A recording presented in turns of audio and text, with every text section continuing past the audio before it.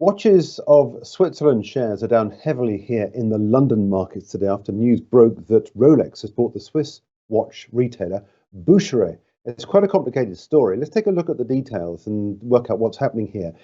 Ties between Rolex and Bucherer go back a century when Carl Bucherer formed a commercial partnership with Rolex founder Hans Wilsdorf.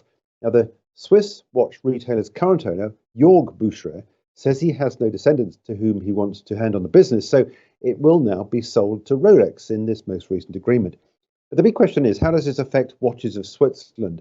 Well, that's a good question, but when you consider that the Swiss competition regulator has been asked to rule on the takeover, it seems that there's a concern that Rolex may have an influence over the relationship throughout the more than 100 global outlets the Bucherer business has with other suppliers.